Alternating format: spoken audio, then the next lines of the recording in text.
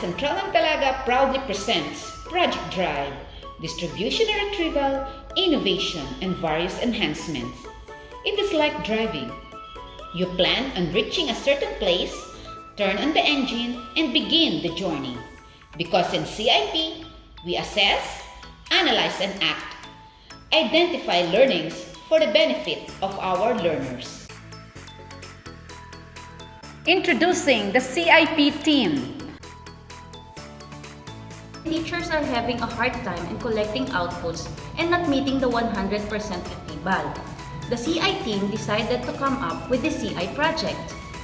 It is the school's response to BELCP in order to continue the learner's academic advancement, mainly to answer the great concern of the school, which is, what if the teachers would have to wait until 1 month to receive the pupils' output?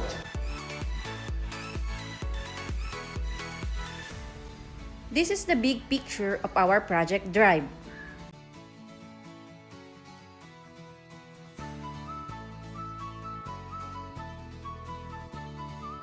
We have come up with a broad problem statement, which is, in the distribution and retrieval process of modules at Paaralang Sentral ng Talaga, there were 68 out of 694 pupils who were unable to submit on time from period of October 2020 to March 2021. This is far from the school target of 100% retrieval rate.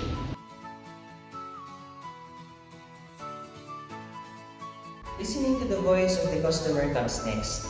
A focus group discussion or FGD with parents was conducted through online platform and limited face-to-face conferences, which yielded the following results.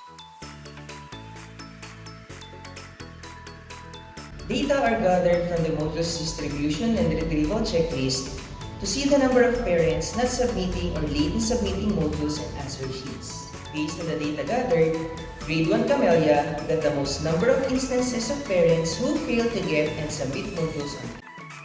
We determined the reasons why those parents failed to get the modules and submit the answer sheets on time.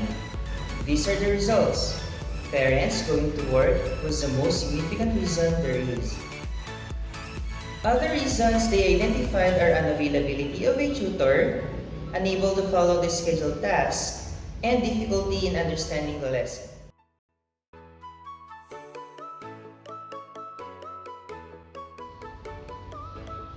This is the current SIPOC of Project Drive.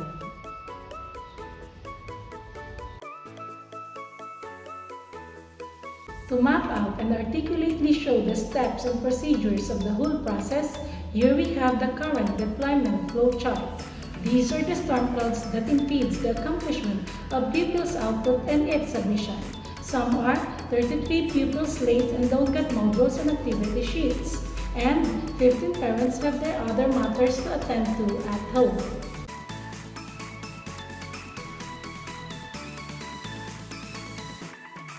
To form a clear, concise description of the issues that need to be addressed by a problem solving, here is the focused problem statement. In the distribution and retrieval process of modules at Paaralang Sentral ng Talaga, 10 out of 68 pupils from Grade 1 Camellia of Paaralang Sentral ng Talaga were unable to submit outputs and receive modules on time from the period of October 2020 to March 2021.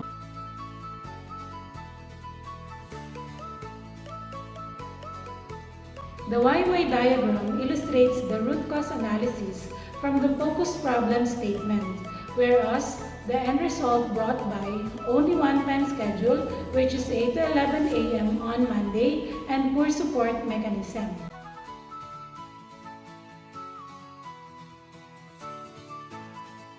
We address two main causes, which are one-time schedule in distributing and receiving module, wherein we implemented window hour and modules on the go. And for our poor support mechanism, we intensified our partnership with Barangay LGU and SK. For our future cycle, we simplified the process in our distribution and retrieval. In this future state deployment flowchart, we only have 2 steps compared to current deployment flowchart, which involves 5 steps. These two steps are receiving parents for module distribution and receiving output through modules on the go and window hour. In finalizing improvement plan, we have the root cause validation and solution implementation plan.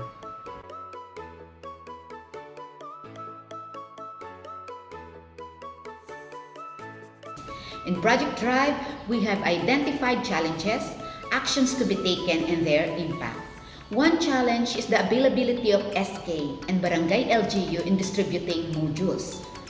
It is necessary to inform them of the distribution schedules ahead of time, and materials must be readily available. For this will create a smooth flow of distribution process. Another challenge is the security and safety of persons in charge of distribution. It is important to seek assistance from BHW unit for the safety protocols and precautionary measures to create a sound and responsive delivery of service.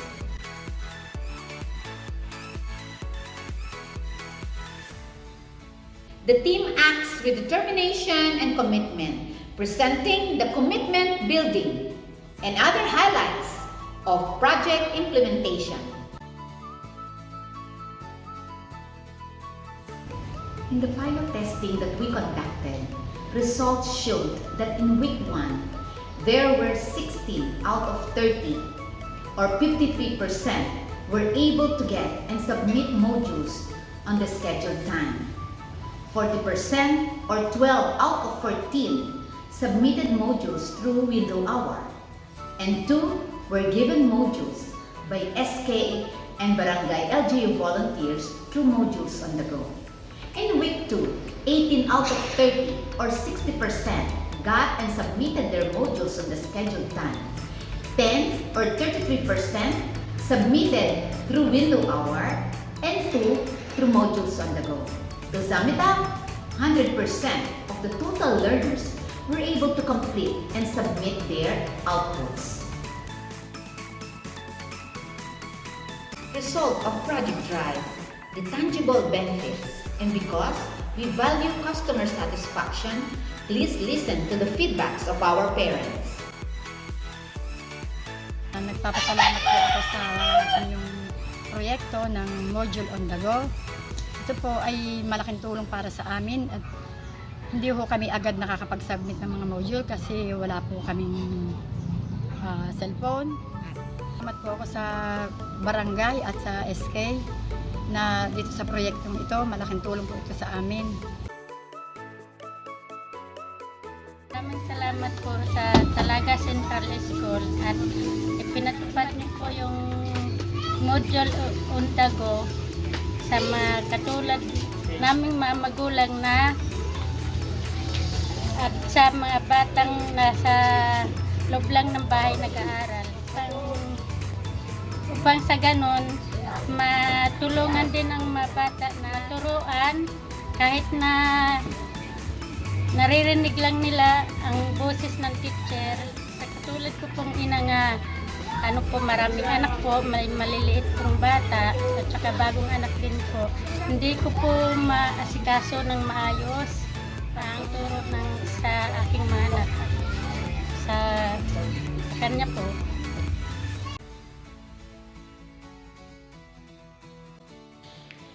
Choosing to be an agent of change reminds us to think, perform, and act well.